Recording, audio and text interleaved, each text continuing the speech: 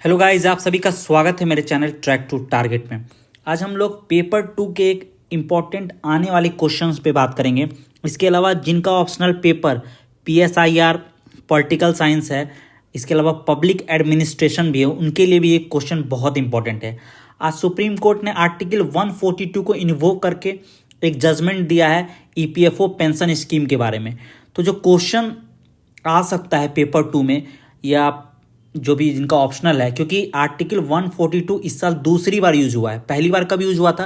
पहली बार राजीव गांधी के जो हत्यारे थे उनको रिलीज करने में सुप्रीम कोर्ट ने आर्टिकल 142 को इन्वोक किया था, और आज फिर से आर्टिकल 142 को इन्वोक किया है।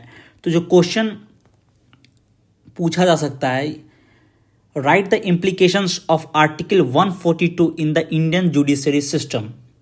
इंडियन जुडिशरी सिस्टम के कॉन्टेक्स्ट में 142 आर्टिकल 142 का क्या इफेक्ट है या क्या इम्प्लीकेशन है, इसके बारे में आपको लिखना है। तो इस क्वेश्चन को आप जरूर से जरूर लिखिए। Huge amount of unlimited power supreme court को आर्टिकल 142 के द्वारा दिया जाता है, लेकिन आज तक सुप्रीम कोर्ट ने एक तय सीमा में ही उसका यूज़ किया है, और जहाँ पे लगा है सुप्रीम कोर्ट कि जस्टिस डिनाइड है या कंप्लीट जस्टिस नहीं हुआ है, वो वहीं पे इस आर्टिकल को यूज़ किया है।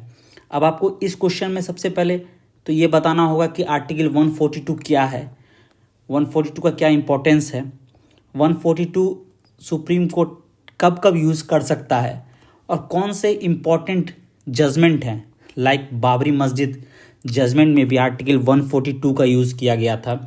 इसके अलावा union carbide case, Bhopal gas tragedy में भी जो विक्टिम्स थे उनको कंपेंसेशन दिलाने में भी सुप्रीम कोर्ट ने आर्टिकल 142 का यूज़ किया। इसके अलावा एक इंटरेस्टिंग जजमेंट भी था अक्टूबर शायद 2019 का, उसमें सुप्रीम कोर्ट ने एक डाइवोर्स को भी कराने में आर्टिकल 142 का यूज़ किया है, जिसमें म्यूचुअल कंसेंट नहीं है, हस्बैंड वाइफ में हस्बैंड नहीं चाह रहे हैं तलाक लेना, लेकिन आर्टिकल 142 को इन्वोक करके सुप्रीम कोर्ट ने डाइवोर्स ग्रांट किया है। क्यों ऐसा किया है उसके बारे में बहुत सी बातें हैं, लेकिन आपको इसके बारे में ये सब चीज़ें लिखनी होंगी। इसके अलावा आपको इम्प्लीकेशंस लास्ट में को भी बताने होंगे कि क्या इसको चेक भी करना चाहिए कि आर्टिकल 142 का जो सुप्रीम कोर्ट यूज़ कर रही है, इसको कहीं इसको चेक किया जाना चाहिए या नहीं किया जाना चाहिए। इसके अलावा इस साल का सबसे इंपॉर्टेंट केस, जैसा मैंने कहा, AG पेरापेरीवलन, राजीव गांधी के हत्याकांड के दोषी थे, उनको सुप्रीम कोर्ट ने रिहा कर दिया ऑन द बेसिस कि गवर्नर डिसाइड ही नहीं कर पा रहे थे उनके रेमिटेंस को लेके कि उनको पार्डन करना है नहीं करना है। 30 साल से वो जेल में थे, तो कोई एक फैसला नहीं आने के कारण आर्टिकल 142 का यूज़ करके एक कंप्लीट जस्टिस दिया गया उनको, और उनको रिहा किया गया। इसके अलावा एक दो केसेस ऐसे भी हैं, जैसे बाबरी मस्जिद डिमोलिशन केस में मुस्लिम पक्षकार को भी 5 एकड़ प्लॉट अलॉट किया गया, सो दैट कि कंप्लीट जस्टिस दिखे। तो एक तरह से आर्टिकल 142 सुप्रीम कोर्ट को एक एक्स्ट्राऑर्डिनरी या डिस्क्रिशनरी पावर दे रहा है, जिसके थ्रू आर्टिकल 142 को इन्वोक करके कुछ ऐसे डिसीजंस ले सकता है जो कहीं लिखे नहीं हो। वो अपने हिसाब से एक कंप्लीट जस्टिस को करने के लिए ऐसे डिसीजन को पास करता है। और अभी तक जितने भी डिसीजन आर्टिकल 142 के तहत पास हुए हैं, वो 100% बेस्ड ऑन कंप्लीट जस्टिस थे, जहां पे विक्टिम को जस्टिस दिलाने के लिए सुप्रीम कोर्ट ने इस आर्टिकल का यूज़ किया।